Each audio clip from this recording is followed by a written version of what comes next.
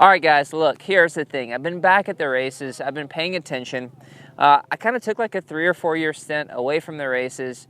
And in that 3 or 4 year stint, I think I kind of became a little more emotionally aware of my surroundings and also what the riders that were coming through the MX factory were going through.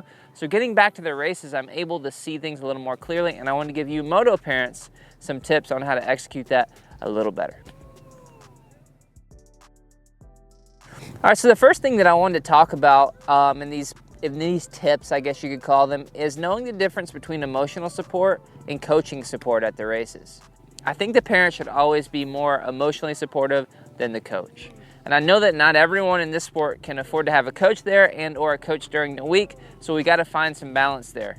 You need to ask your rider if you can help them with things. You need to be there for them when they fall and have a hard moto rather than telling them what they did wrong right away. It just doesn't work. It just doesn't work. There's a reason why every other sport has a coach assigned when you sign your kid up.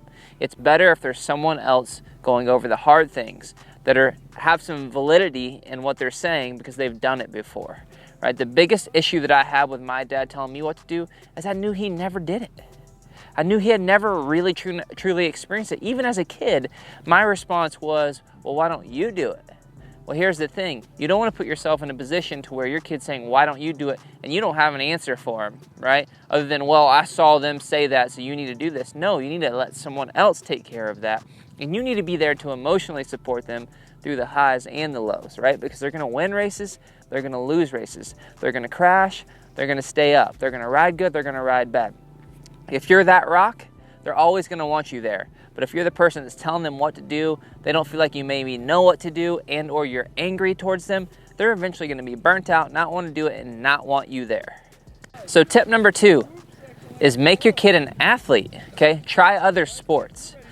This is something that I think is really hard to do because we feel like we're going to lose out on the sport that we're focused on by letting our kids take time off and try other sports. But what we don't realize is that we're developing an athlete, an all-around athlete. Let them try football, let them try baseball, let them try basketball, let them try tennis. All these things are going to develop different parts of the mind, different parts of the body, and help them overall just become a better, more well-rounded athlete. You can't lose in it. It gives them the fire. If they go realize that they don't love football or they don't love baseball, it brings them back to the sport they really like. And guess what? You've got to be ready for them to say, I actually like this other sport more. I want to do that, right? You have to be there as a parent and not live so much through them that you harness them and don't let them actually do what they really want to do.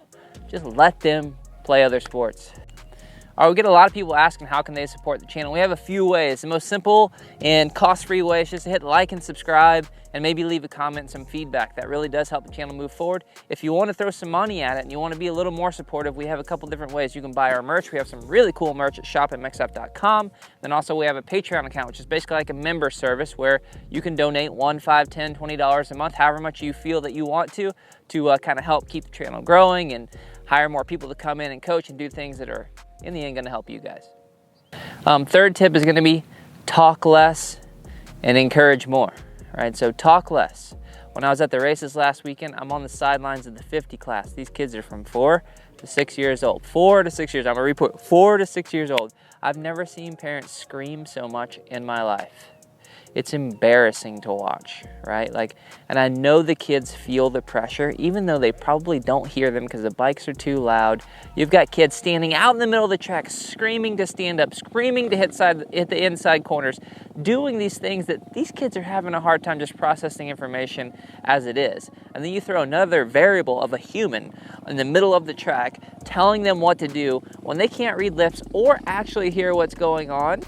With all the variables that these guys are going through, you can't be the extra variable out in the middle of the track, making a mess of things, distracting them, taking their attention off of what they're trying to do.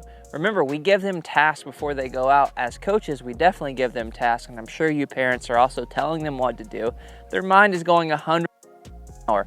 Give them the freedom to think. Get off the track. Clap for them, right? You can be that person, but being out in the middle of the track screaming, don't be that person. The fourth thing we're going to talk about is just planning time off. Okay, so this is going to be for more of the riders who are in the South, I would say, that have the opportunity to ride year-round. Obviously, if you're up north and winter hits and you have to take time off, it's done for you. But there's a lot of places in the world where you can ride 24/7. And so if you're in that scenario and your rider's riding all the time, you're gonna have to plan time off, because here's what I'm gonna tell you about how it works. If you don't plan time off, God or whatever higher power you believe in will give it to you by injury, right? You can only be burnt out and so emotionally drained for so long before some natural force takes you down. So plan some time off so your rider's body can recover, their mind can recover, and they can get the fire back. If you're a racer, this is super important across the board, kid or not.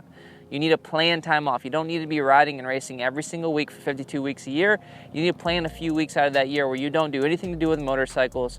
You let the bikes rest, you let the body rest, you let the mind rest. It'll do huge, huge things for the longevity of your riding career and your desire to even want to do it, period.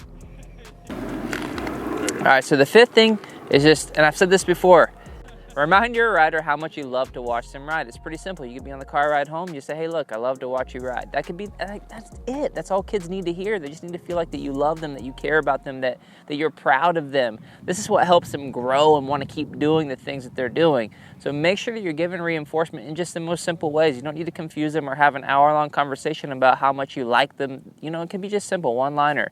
Hey, I love watching you ride. That's it. So make sure you keep doing that, and hopefully these tips help, and we'll see you guys next time.